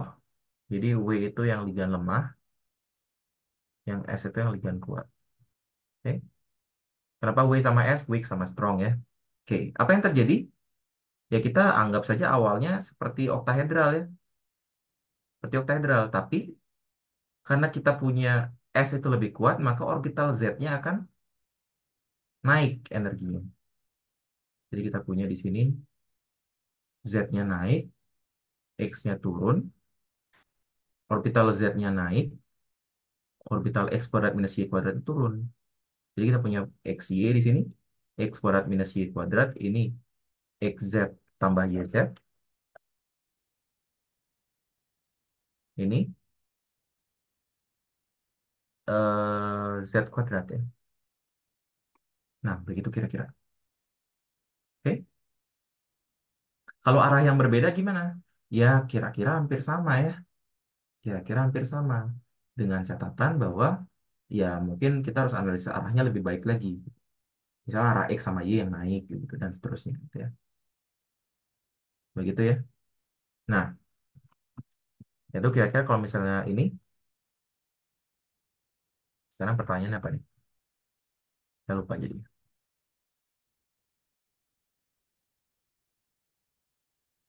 Nah, kenapa di sini diamati efek Jahn-Teller dengan puncak serapan maksimum seperti itu? Kita lihat ya, itu kan vanadium 4. Vanadium 4 kan ya. Vanadium 4, nah D1 kan ya. Di oktahedralnya juga D1 tuh. Ya, berarti kita punya memang adanya ketidaksimetrisan, simetrisan, apa namanya, eh, pengisian elektron pada oktahedral.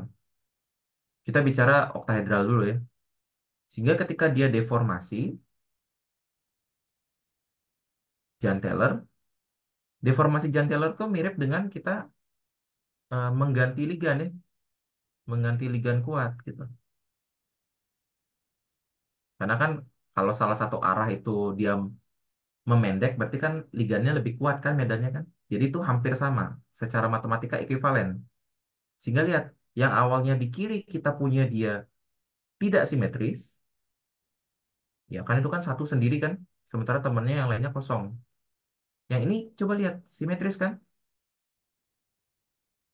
orbital paling bawah keisi setengah, orbital atasnya simetris juga kosong. Nah, lagi-lagi itu alam semesta pengen mencari sesuatu yang simetris ya. Seperti itu. Nah, kalau tadi itu penggantian ligan menghasilkan splitting yang mirip seperti ini, deformasi Jahn-Teller atau distorsi Jahn-Teller juga bisa menghasilkan deformasi splitting orbital yang eh, intinya menghasilkan orbital yang simetris untuk elektron tersebut. Gitu ya. Nah, begitu. Kenapa bisa terlihat ya? Karena di situ ya. Sehingga nanti ketika kita geser-geser begitu, kita mendapatkan apa namanya, deformasi dan mendapatkan orbital yang simetris. Pertanyaannya, kenapa puncak serapan maksimumnya sekarang ada dua? Awalnya kan harusnya cuma ada satu ya, betul kan? Elektron kan, bentar mana sih tadi, panjang banget. Ini kan kalau ini harusnya cuma ada satu kan ya, betul, betul kan? Sekarang kenapa bisa ada dua? Ya sederhananya karena kita sekarang punya banyak kemungkinan kan ya, bisa satu, bisa dua, bisa tiga.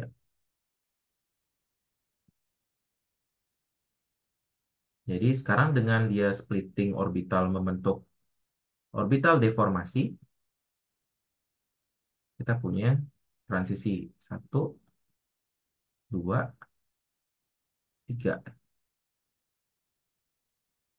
Nah, kita punya tiga transisi yang mungkin. Kalau yang muncul dua ya udah disyukuri ya. Kalau muncul dua. Tapi kalau harusnya satu tapi muncul dua itu patut dicurigai gitu. Kenapa? Gitu ya. Jadi ternyata dengan analisis tadi, analisis medan kristal itu cepat, cukup akurat gitu ya, untuk ini, untuk kasus ini ya. Tapi kalau Medan Ligan, wah jangan harap ya, mati kita menganalisis distorsi Jan Taylor dengan Medan Ligan. Oke, seperti itu. Kemudian ini dia eh, yang agak susah untuk diajarin online ya, tentang spektroskopi UV phase untuk kompleks. Kita punya kobalt oksalat memiliki dua puncak serapan maksimum segitu dan segitu gitu ya. Tulis term simbolnya. Sebelum itu kita hitung dulu ya, ini kobalt itu berapa elektronnya. Ini kobalt 2 3 plus, sorry. 3 plus. Kalau kobalt 3 plus berarti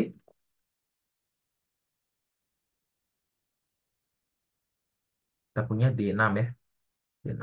Nah, kita kebetulan di sini sudah punya diagram Tanabe-Sugano ya untuk D6. Kita diminta untuk menentukan term simbol orbital ion logam keadaan dasar untuk keadaan spin tinggi dan spin rendah. Beri penjelasannya. Nah, garis vertikal ini adalah pembatas spin rendah di kiri ya, dan spin tinggi di kanan. Oke. Nah, kalau kita pengen tahu apa keadaan dasarnya, itu, oke, sorry, saya tahan dulu. Mau nanya kalau misalnya ada tiga bahu, kita bisa ngurutin bilangan gelombangnya yang diketahui gimana? Itu gunanya diagram Tanabe-Sugano ya. Itu gunanya. Jadi kalau tadi medan kristal kita cuma bisa cocok logi ya, deformasi kristal, deformasi Jahn Teller, hubungannya dengan tolakan elektron dengan ligan, tapi eksaknya nggak bisa. Kalau mau tahu eksaknya ya ini Tanabe Sugano ya. Itu kita nggak bisa ngurutinnya dengan eksak. Kalau misalnya dengan informasi itu saja nggak bisa. Bisanya adalah dengan Tanabe Sugano, medan ligan, gitu ya. Jadi di situ hebatnya medan ligan, dia sangat akurat. Cuman ya perlu resource yang lebih gitu ya, perlu komputasi. Oke, kita lanjut ya. Sorry. Kalau kita diminta untuk menghitung term simbol orbital ion logam keadaan dasar, itu gampang. Tanabe Sugano itu sudah dilengkapi dengan fitur ini gitu ya. Energi keadaan dasar itu selalu di nolin. Jadi semua energi ini relatif terhadap energi keadaan dasar. Berarti kalau spin rendah, energi keadaan dasarnya apa? 5T2 ya. Kalau misalnya di sini 1A1. Nah, jadi di sini untuk yang spin rendah itu ada 5T2G. Kenapa ada G-nya? Karena kita oktahedral ya. Kalau di diagram Tanabe-Sugano memang nggak diisi G, karena itu diagram universal. Mau pakai tetrahedral, mau pakai segi empat planar, terserah gitu ya. Nah, tapi di sini kita pakai oktahedral. Jadi kita harus kasih G ya, karena dia punya simetri inversi. Kalau spin tinggi, kita punya tadi 1A1G. Ya. Terus yang B, tentukan nilai B dan delta. Ini saya jujur ya, ini perlu penggaris ya. Jadi silakan siapkan penggaris untuk ujian kalian. Caranya gimana? Sebelum itu kita punya informasi di sini kobalt oksalat 3 minus. Jadi kemungkinan besar dia high spin ya. Sorry, kok kemungkinan besar high spin. Kemungkinan besar dia low spin gitu. Jadi kita bisa mencari di sebelah kanan, gitu ya, di sebelah kanan. Nah, pertama kita lihat bagaimana kita cek dulu atau pilih gitu ya. Step pertama untuk melakukan ini pilih delta per B yang acak atau sembarang. Misalnya saya pilih di sini eh ya misalnya di sini ya. Saya pilih 30 deh. By the way ini satuannya ini ya dikali 10 ya. Karena mereka pakai namanya deki satuannya ya. Mereka makainya deki di situ. Jadi karena itu harus di kalikan dengan 10 gitu ya. Itu satuan yang berbeda doang sebenarnya. Nah, misal saya pilih yang angka nomor 3 ini. Nah, gitu ya. Saya pilih itu dulu. Kemudian saya tarik vertikal ke atas. Oke, warna yang berbeda biar jelas ya. Sampai ketemu titik yang tebal. Kalau yang tipis-tipis nggak usah dipedulin ya. Nah, kalau udah ketemu titik yang tebal, jadi saya kasih satu gitu ya. Saya kasih titiknya di situ satu, dua, gitu ya. Kalau udah di masing-masing titik kita tarik garis horizontal ke kiri sampai motong sumbu Y gitu ya.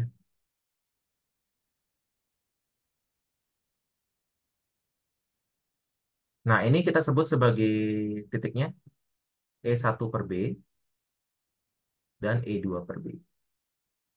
Sekarang kita punya informasi spektroskopi ya. Jadi kemudian tadi dua buat garis vertikal, vertikal hingga motong memotong grafik yang tebal garisnya. Grafik tebal itu sebenarnya adalah multiplicitasnya sama ya. Ini sebenarnya aturan seleksi sebenarnya. Yaitu apa aturan seleksinya delta S sama dengan 0 ya. Coba dicek. Ini kan multiplicitasnya satu nih. Satu a satu kan ya. Yang tebal-tebal semuanya ada satunya tuh. Satu t dua, satu t satu, satu e gitu ya. Satu a dua. Semuanya yang tebal-tebal itu sama dengan keadaan dasar. Yang di spin rendah juga sama ya. Ini kan yang keadaan dasarnya 5T2 kan. 5T2 di sini ya. Itu tuh apa namanya? Ini juga karakternya 5E di sini. Jadi semua yang tebal-tebal di sini tuh multiplicitasnya 5 gitu ya. Gitu. Jadi semua garis tebal itu menunjukkan aturan seleksi delta S sama dengan 0.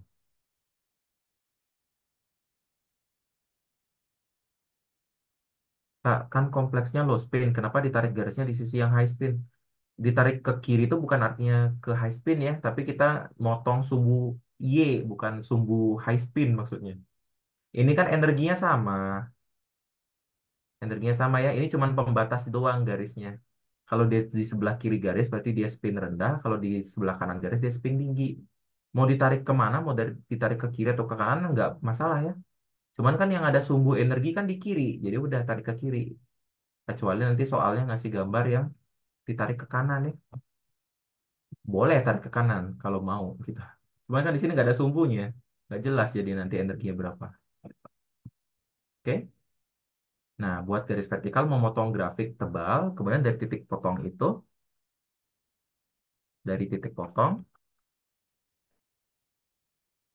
buat garis vertikal ke kiri, buat garis horizontal ya,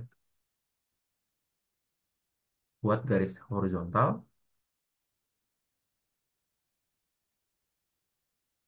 hingga memotong sumbu Y. Ya. Nah, di sini kita punya ambil nilai itu sebagai E1 per B, E2 per B. Oke. Nah, sekarang yang paling penting adalah cocokkan rasio E1 per B dibagi E2 per B dengan informasi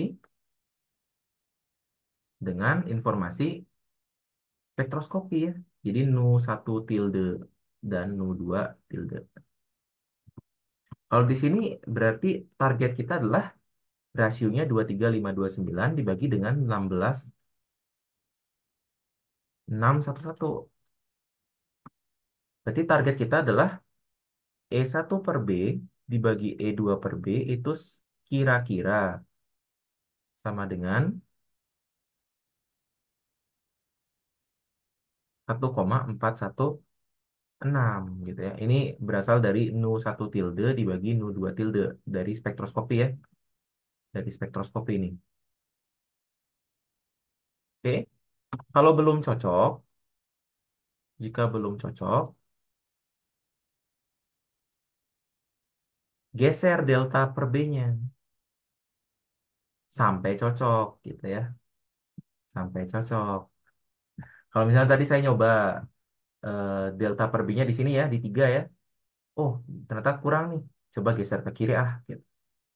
Oh, ternyata naik. Coba masih geser ke kiri. Ternyata turun. Berarti kan di antaranya kan ya. Nah, itu terus dicoba-coba sampai dapat nilai delta B. Nanti dapat nilai delta B, delta per B, sehingga E2 per B dibagi E1 per B, atau tadi sekali, sorry ya, kebalik ini ya, bukan 1,416, lebih ke ini ya sih, samanya doang yang kebalik sih. Jadi sini E2 per B dibagi E1 per B, itu sama dengan Nu2 per Nu1. Ini juga sama ya, kebalik di situ. Nu2 per Nu1 ya. Sebenarnya bebas sih, mau Nu1 per Nu2 sama aja. Yang penting konsisten ya. E2 per B, kok ngaco. E2 per B dibagi E1 per B kira-kira 1,416. Kalau belum cocok, geser-geser deltanya sampai cocok ya. Sehingga nanti kita dapat nilai delta O per B, sehingga E2 per B, E1 per B itu sama dengan Nu2 tilde dibagi Nu1 tilde. Itu targetnya. Kalau udah, kita cari nilai B. Caranya gimana? Caranya adalah kita punya, tadi kan E2 per B kita tahu nilainya berapa kan ya. Ini kan angka, misal X gitu ya. Nah, ini sama dengan Nu2 tilde kan ya. Jadi kita punya X itu sama dengan, sorry, E2 per B itu kan X ya. Maka kita punya E2 itu Nu2 gitu ya. Karena dia sebanding dengan energi. Sehingga kita punya X-nya, sorry, B-nya sama dengan Nu2 tilde dibagi dengan X. Sama juga E1 ya. Misalnya E1-nya Y gitu. Kita punya Nu1 tilde dibagi B sama dengan Y. Berarti kita punya B-nya sama dengan Nu1 tilde per Y. Dan ini harus konsisten ya. Harus konsisten. Tapi biasanya susah kan ya, karena kita nyoba-nyoba, maka kita ambil rata-ratanya. Ambil B rata-rata. B1 ditambah B2, dan seterusnya sampai Bn, kemudian dibagi dengan, dikali per N atau dibagi N. Ambil rata-ratanya. Kalau sudah, kita bisa cari delta O, itu kan sama dengan delta O per B dikali B kan ya. Tapi kita pakainya rata-rata. Ini yang kita dapat dari grafik ya. Angkanya berapa. Sehingga nanti dapat deltanya. Dalam satuan sentimeter per minus 1. Apakah hasilnya eksak? Tidak eksak. Tidak eksak. Tergantung sama kalian mencarinya gimana. Jadi biasanya kalau di ujian itu selama nilainya mirip-mirip bakalan, apa namanya, bakalan diterima jawabannya ya. Tapi yang pasti adalah tidak mungkin sama gitu. Karena setiap orang experience-nya berbeda-beda ya. Jadi itu sebenarnya indikator yang sangat baik kalau kalian melakukan kecurangan. Jadi hati-hati ya. Kalau persis sama itu, Anda sama, kami curiga gitu ya. Jadi hati-hati. Lebih baik mengerjakannya seperti itu. Coba aja geser gitu ya sampai cocok. Kenapa eh, kenapa saya menyimpulkan kemungkinannya low spin? Karena dari informasi ligannya ya. Jadi saya mencoba untuk menjudge kompleksnya gitu. Walaupun sebenarnya nggak boleh gitu ya. Tapi kira-kira ya kita mencoba di awal pakai low spin. Mencoba ya, mencoba. Siapa tahu ntar ternyata dia malah makin geser ke low spin. Ini kita nggak tahu ya. Malah makin geser ke low spin. Ternyata ketika dicoba-coba di spin tinggi nggak mungkin semua. Oh, ternyata mungkin rezeki kita di spin rendah ya. Kayak gitu. Memang harus dicoba-coba ya. Gitu. Nah, cuman saya tahu bahwa ini, em, apa namanya? Memang di spin rendah ya. Memang di spin rendah. Jadi ini kesimpulannya adalah di spin rendah. Nggak saya hitung pun dia kesimpulannya spin rendah. Delta O-nya berapa? Nah, ini yang susah ya. Karena lagi-lagi, gimana cara kita mengukur ini secara eksak? Coba, skalanya aja nggak benar gitu ya. Tuh, ini malah numpuk-numpuk di sebelah kiri. Susah kan ya? Karena itu, kita gunakan penggaris ya. Kita gunakan penggaris. Kita ukur pakai sentimeter. Jadi sentimeter itu sebanding dengan energi di sini. Yang penting ingat aja ngebalikinnya ya. Ngebalikinnya gimana ya? Kita ambil aja dari 0, 10 gitu ya. Kita ukur panjangnya pakai sentimeter. Ya misalnya di grafiknya 2,5 senti gitu ya. Terus kita punya apa namanya? E1 itu ternyata 21 misalnya. Berarti kalau E1 sebenarnya, sorry, E1 itu kita dapatnya 3 senti misalnya. Berarti E1 per B sebenarnya kan berarti 3 dibagi 2,5 dikali dengan 10 ya. Berapa tuh jadinya? 12 berarti. Begitu ya. Ukur pakai sentimeter biar eksak. Ini agar eksak ya. Bukan agar eksak, agar lebih eksak. Oke, begitu. Saya nggak bisa membantu banyak ya, apalagi online begitu ya. Kalau kalau ada fitur penggaris di sini mungkin saya bakal tunjukkan. Cuman sayangnya nggak ada ya. Sayangnya nggak ada, ini bukan aplikasi Note yang cukup canggih begitu untuk itu. Oke. Kenapa garis vertikalnya nggak mentok sampai atas? Em, boleh aja sih mentok sampai atas, tapi buat apa? Kita kan punya dua transisi kan ya. Ini kan transisi pertama sampai sini. Ini transisi pertama, terus ini transisi kedua. Ya agak nggak guna juga sih kalau di extend ke atas ya, buang-buang waktu aja gitu. Tapi secara secara konsep ya iya, di extend ke atas ya. Jadi kita punya transisi berikutnya, berarti transisi ada ke 1E, terus ke 1A2, terus ada 1A2 lagi, nanti ada transisi-transisi yang lain ya. Ya, jadi secara secara konsep ya benar di ke atas terus ya. Cuman agak buang-buang waktu aja sih di situ. Oke. Tentukan term simbol transisi elektronik masing-masing puncak serapan itu. Nah, tadi kan kita punya Nu 1 itu yang lebih kecil kan ya? Berapa sih tadi angkanya? Saya lupa.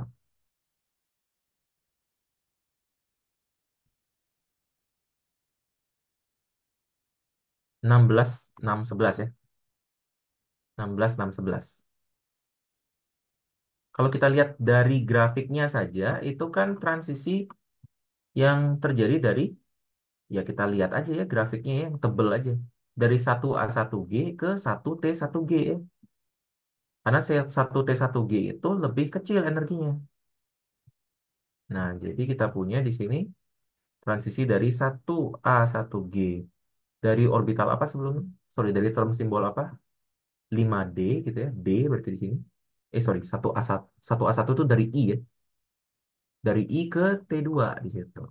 Di sini I ke T2.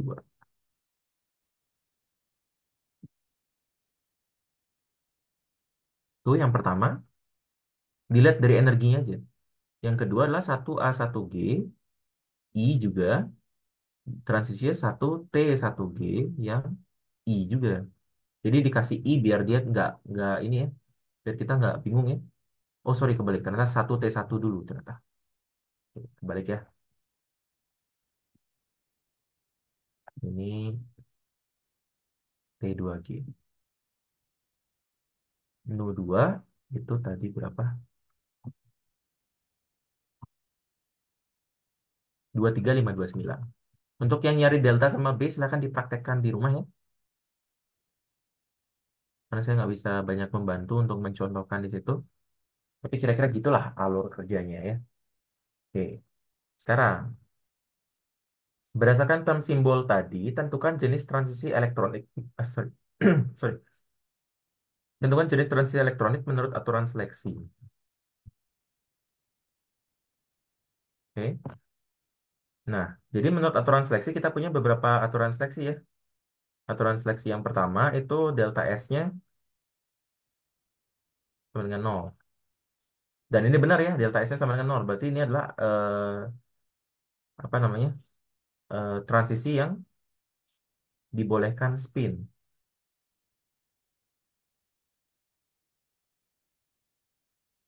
Oke?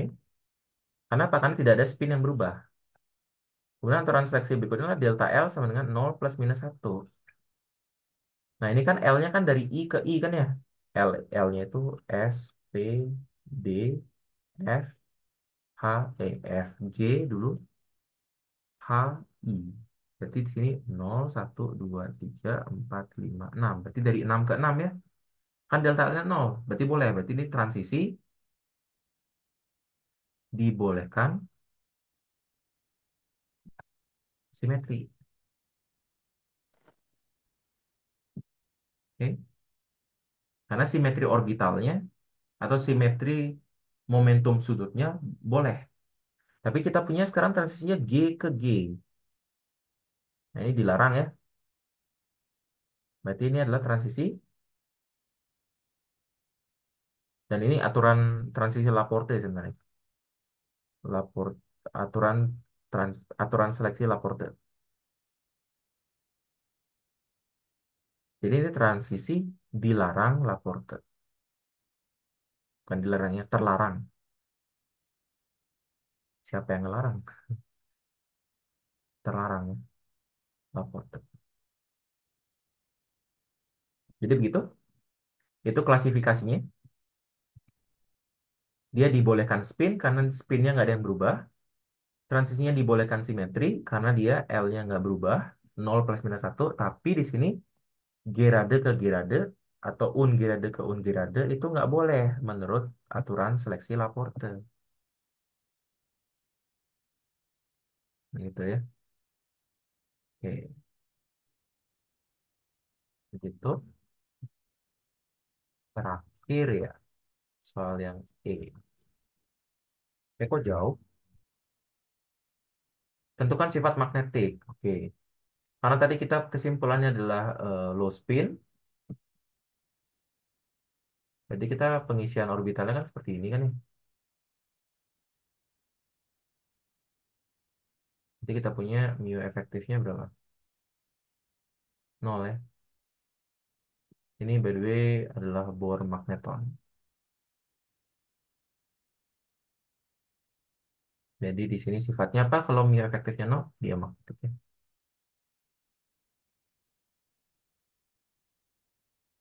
Seperti itu. Oke, saya buka sesi tanya jawab ya, karena saya sepertinya tidak jadi untuk membahas soal tentang spin crossover. Untuk apa namanya, untuk yang tahun 2020 itu sebenarnya udah ada solusinya ya. Jadi silakan dicek di bagian solusi soal ya. Udah ada yang diketik dan lengkap begitu. Jadi saya rasa eh, nggak nggak banyak pertanyaan yang bisa dibahas di situ ya.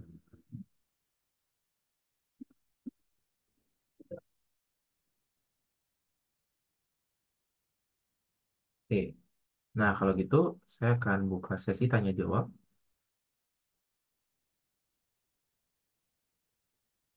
secara random aja, secara umum sih. Konsep kalian yang belum paham ya.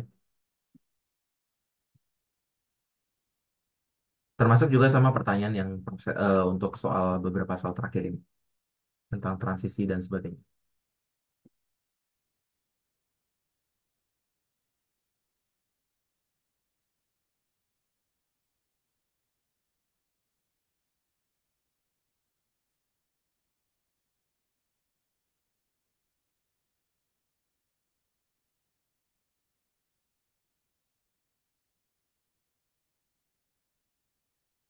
Nggak ada ya? Ada pertanyaan? Oke. Kalau nggak ada, mungkin kita cukupkan sampai di sini dulu aja. Gitu ya. Eh, Kalau memang tidak ada pertanyaan, mungkin saya kembalikan ke Gerald ya. Ya, oke. Terima kasih banyak Kak Wira untuk tutor malam pada hari ini. Ya. eh Ya, mungkin karena waktu sudah menunjukkan jam 21.28 juga, sudah 2 jam kita keratin pada malam hari ini. Mungkin kita tutup dulu keratin malam pada hari ini, pada malam hari ini. Nah, karena tadi sudah diawali dengan berdoa, mari kita tutup dengan berdoa juga. Semoga kita dilancarkan pada ujian hari Rabu besok. Berdoa menurut kepercayaan dan keyakinan masing-masing, berdoa dimulai.